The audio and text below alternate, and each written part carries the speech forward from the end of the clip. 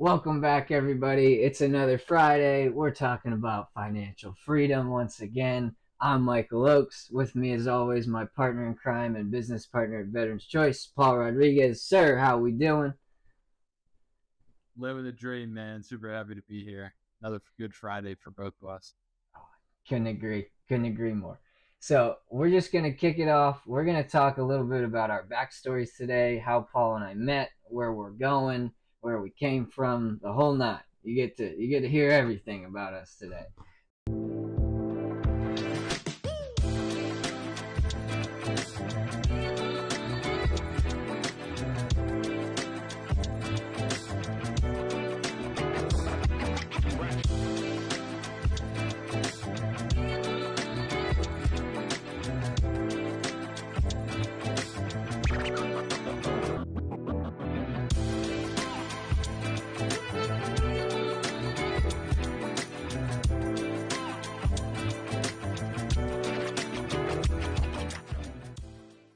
So, Paul, I'll kind of kick it off here, brother, and talk about the night we met. So, we're going to rewind. I don't know the exact year, but I was in ninth grade, eighth grade, I think, or ninth grade. Paul was in seventh or eighth, I believe. Correct me if I'm wrong, Paul, though. Yeah. All right. Cool. I thought I was right. Perfect.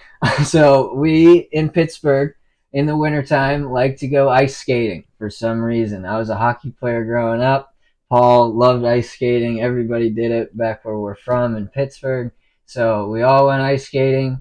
Uh, we all went in separate groups. I ran into some mutual friends that Paul was hanging out with that night. They asked us all to go hang out back at his place. Uh, Paul and I didn't really like each other or know each other too much, I guess, back then. We had some exes that were in common. I always say that. Paul disagrees. He's like, I never had beef with you. Um, but we just kind of just made fun of each other a couple times in that kid's basement. And then since then, we've been best friends. And now, 15, almost 20 years later, we're here still hanging out, running a business together. But Paul, tell us a little bit about your background after high school, because you said you went to the Air Force, but tell us a little bit more about that, brother. Yeah, so to say anything other than I had terrible grades in high school would be a flat out lie. I was more concerned about, hanging out with my friends and planning life, but I never really thought that, like, hey, I should probably put in some work here so I could get to accomplish these goals that I want. And I barely got my diploma. They made me do like a semester of summer school, and then I had to like make up a math class I had failed. And I was sitting in it was cool. They let you do it all online, so I didn't have to go in.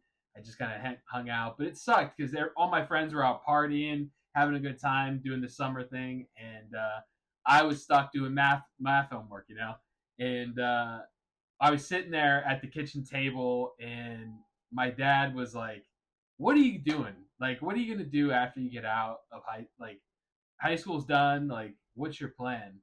And I was like, "Oh, I'm going to college. I'm going to college." I applied to I had to have been like 5 or 6 colleges. Not a single one accepted me. And so my dad was like, "Bro, the way I see it, you can go to community college, you can get a job, or you go to the military."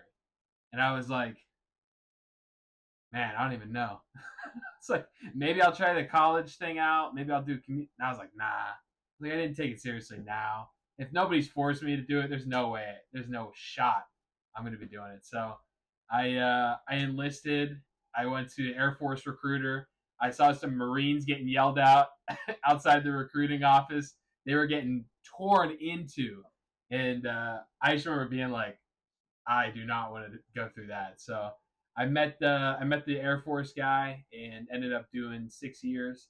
Um, First year and a half was kind of lame. I was in South Carolina, um, which nothing against South Carolina, but I was in a really shitty area, and just people's cars getting breaking. People were like breaking their windows all the time and stuff and stealing stuff out of their car. And it was just like, why am I here, dude? Like, I don't know. I feel like there's got to be more to life. And then I ended up going to Italy after that. That was really cool. I really enjoyed Europe. traveling, going all over the place. That was awesome. Met my wife over there, and then yeah, ultimately landed in Missouri. The Air Force needed some bodies during the pandemic, and your boy was a statistic. So yeah, I ended up I ended up just outside of Kansas City for a couple years, and yeah, I just got out of the Air Force about what 2.5, 3 years ago, something like that, and just moved down to Tampa, Florida. So long, winding journey for me, but ultimately what it led to was rekindling my relationship with my best friend from high school and creating a business. So yeah, I couldn't be more proud of the work we put in. But yeah, dude, it was crazy getting here. It was insane. I don't know Right about you, on. Mike, but you want to tell your story? Yeah, so obviously, I mean, I had just this much better of grades than Paul, so I got to get into a couple of different colleges. Nothing special. I went to a place called California University of Pennsylvania. Yeah, that's a real place. Um, with our editor Ryan Lloyd, who's actually the one who puts these video out. We also went there together. Cal U family, hockey players, yes sir. But I changed my major about 4 or 5 times. No BS on that. I didn't know what I wanted to do. I had no idea, and it took me a while till I found business. I tried professional golf management. I thought I wanted to be a golf pro. No, I like playing golf. I don't like being stuck in a pro shop. um, the second one was electrical engineering. I did try jurisprudence, which is essentially pre-law, and then yeah, so it was four, and then I got to business at the end, where I just straight general business administration with a minor in finance, so kind of can do anything. Bounced around after I graduated college, worked at Enterprise, had a recruiting job, worked in insurance. I was a real estate agent, but I've been a lifelong golf caddy since I was 14. That was kind of my fallback and side hustle my whole life. So I moved down here to Charleston from Pittsburgh to do that. And then Paul and I just kind of rekindled our friendship. We played Xbox and stuff all the time, and we hung and like called each other and talked about our stuff. But it wasn't anything more than that until a beautiful video of Jamil popped across Mr. Rodriguez's screen. So Paul, I will let you tell the founding of our company, Veterans Choice Investments, because this is your story to tell, my friend. I'll paint the picture for you. It's a rainy Sunday morning, and instead of going back to bed, I had to be up for work in like an hour and a half. This is probably 2:30, 3 o'clock in the morning.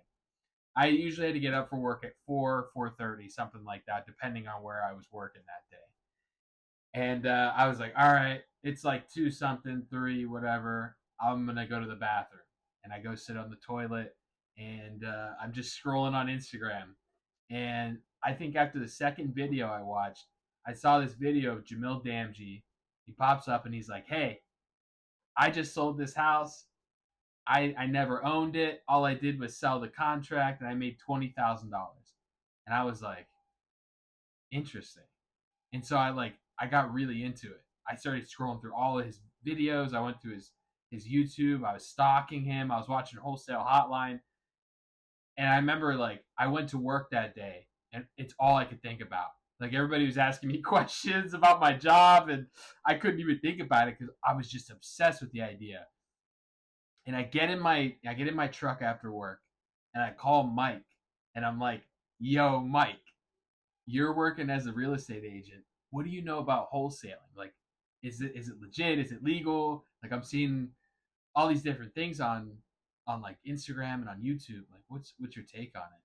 And Mike was super honest with me. He's like, "I honestly I know a little bit, but I'm going to talk to my broker and see if I can find out more information about it." So I don't know. Maybe a day goes by or a couple of days, and Mike gives me another call back, and he's like, "Hey, I think we should try to look into this." And so we started doing it. We just started wholesaling. Excuse my language. We just kind of did our thing, and it was a lot of fun. Like figuring everything out, learning how to comp, just doing all these amazing things. But ultimately, the inception of our business stemmed from watching a video from what is now our business partner, Jamil Damji. And it's crazy to see how things come full circle. That one day Mike and I are sending his videos back and forth to each other on Instagram, and then a couple of years down the road, we work towards it. Now he's our business partner. We own multiple companies with the guy. So it's man, it's a blessing. It's nothing that I thought was ever possible. I mean, I dreamed of success for Mike and I, of course, but man, it's cool. It's cool to see it come full circle. That's all I gotta say. Absolutely. Yeah, it's took me about a week to get on board whenever Paul called me. I didn't want to jump into it. I didn't want to rush anything. I wanted to like do my own research, because I trust my best friend. I trust his judgment. He's one of the only people whose opinion I will actually listen to. There's a very few select amount of people in this world I do. And whenever he brought that to me, I wanted to give it the full time, full consideration, and I think I was more excited than you after I watched all the videos and got through all the stuff. I was ready to go. Kind of like how Owners Club happened at Squad Up. I didn't even let you finish halfway through it. I was like, let's do this. Let's get it. Um, but yeah, we've gotten a lot of tools over the past 2 years. So we'd like to share one with you. So stick with us for 1 second and watch this little tip and tool that we have for you. What's going on, everybody? I have an amazing tool for you guys. It's called Crexy. With one touch of a button, you can see the financials on a multifamily or commercial property. Use our link, get it. It's awesome. We use it every day. I hope you guys enjoyed that. That's a little something that we are always using, always trying to add new tools to our tool belt. But moving forward, we want to talk about some goals. We want to talk about financial freedom goals, kind of the why on like what we're doing here. Like, why are we working so hard? Why are we putting in the extra hours? And I can't think of a better man to talk about it than Mike Oakes. Yeah. So I have some personal goals. I think that's what we're going for here. We'll talk about some VCI goals too. We'll talk about that first. So VCI's goal in the next 3 years, honestly, less time now. It's two and some change now. We want to help guide 42,000 veterans or others into affordable housing or to be able to generate financial freedom, generational wealth, whatever that is to you. That's what we're trying to do. We're trying to do that in the next 3 years, like I said, and in the process, generate $8.333 million a month, which is $100 million a year. Because my goal by the time of my birthday in 2031, which it's 2024 right now, that'll make me what? It's 6 years, right? Or 7 years? I'm 29, so 35. I'm gonna be worth $1 billion. I will be worth $1 billion. You can clip that right here, folks. Put it down in the comments. Tell me I'm crazy. Whatever you want. But it's going to happen. And you're going to be able to watch it all right here. Paul, that's my big goal. Those are like my midterm and my short term goal. My long term one, I'm going to keep for me. You know it. But, I'm going to keep that one for myself. But how about you? Let's hear some of your goals that you want to hit. Yeah. So first thing is I want to retire my mom. My mom worked two jobs and provided for my brother, sister, and I. And it has been my warpath, my mission, my objective to retire that lady before she retires herself. So that's the first thing. Um, Financial freedom looks a little different for me. I mean, obviously, like my goals are aligned with Mike. I want to make $8.3 million a month and make $100 million a year. But I would say in the short term, my goal is to just make sure that my family's well off. Like my family's done enough suffering. They went through the trenches, and they're on the other side now. So I want to take care of them, and I want to make sure that none of my family ever has to go without, like go without having food, go without having a nice car that they can drive every day. Like these are the things that motivate me. And it's just a testament on how I was raised. Like I credit all of my success to my mother and my father. You know, they've done amazing things for us, and it's my turn. It's my turn. I'm the man of the family, so I just want to be I just want to be the best man I can for all of my family members, all of my friends. Like I want to be able to provide. You know what I mean? Like in the truest sense, like not just provide money. Like I want to be able to provide my time. You know, like I want to be able to be there for things. I want to be there for every second of my daughter's life.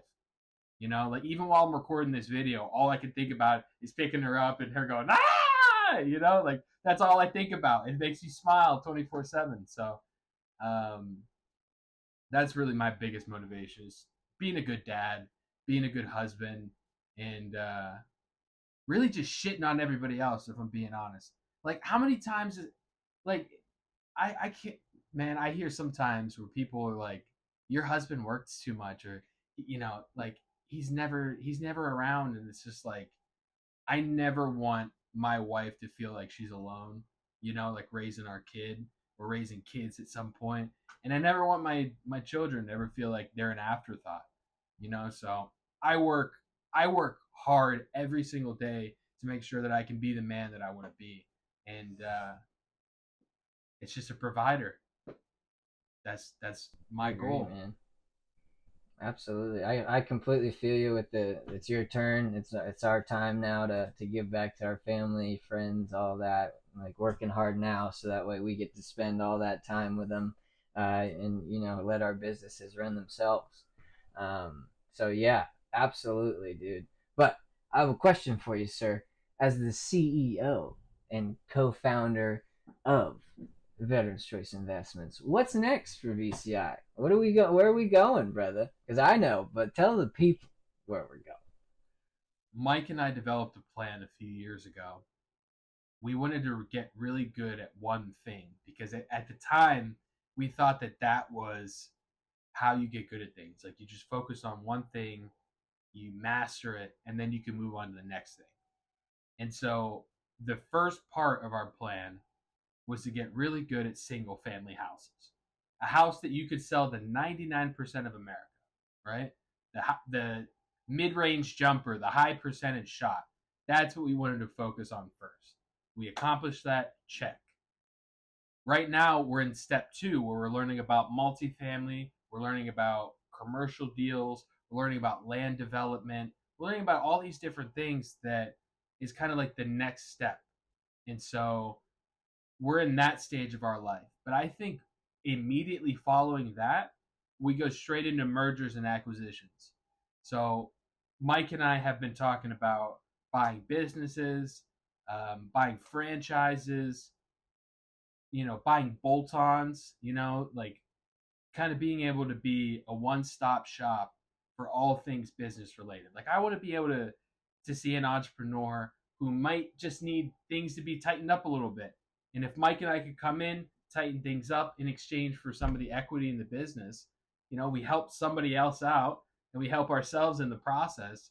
It's a win-win, man. And I largely personally attribute that to our mentors, Pace Morby, Jamil Damji.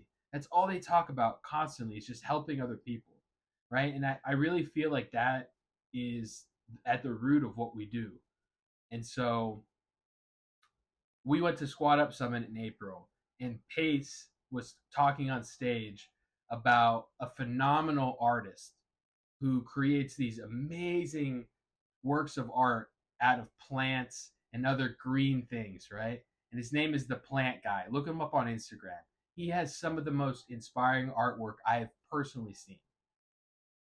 But he ran into some financial strains. Like he ran into issues with his finances and he wasn't able to dig himself out of the hole that the finances of his business created.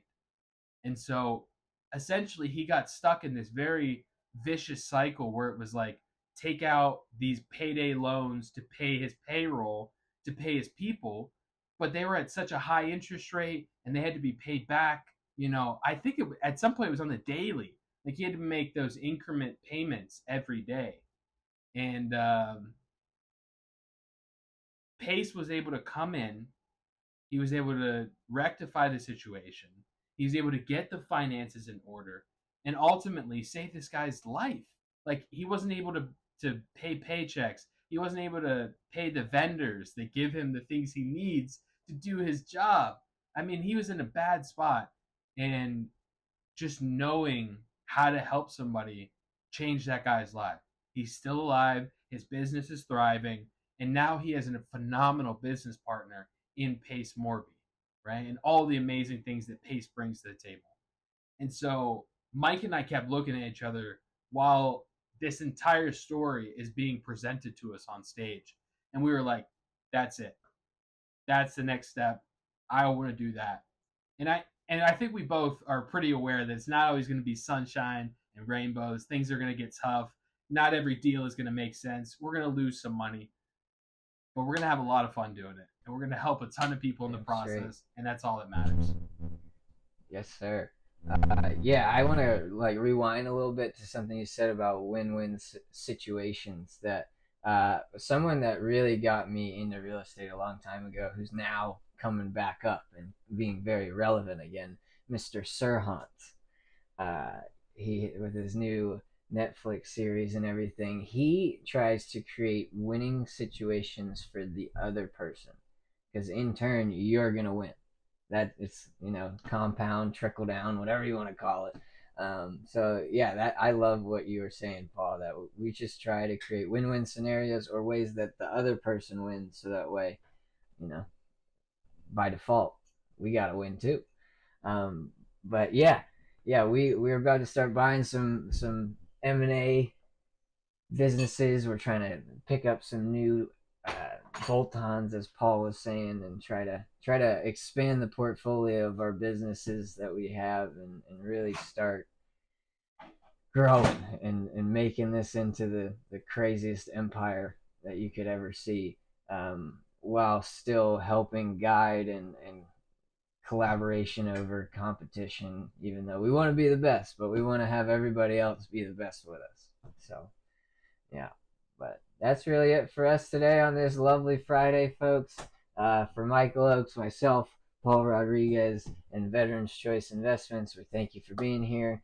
Paul, what should the folks at home do at the end of this video? Listen, if you're not liking, commenting, and subscribing, what are you doing? Like, we've had this talk. I'm over here. I'm a talking head on a screen. Just listen to me, man. You know what I mean? It's not that hard. Just do it. We appreciate you. Follow us on Instagram, BCI_Paul, BCI_Mike. We appreciate you. That's us. We'll see you next week. Perfect.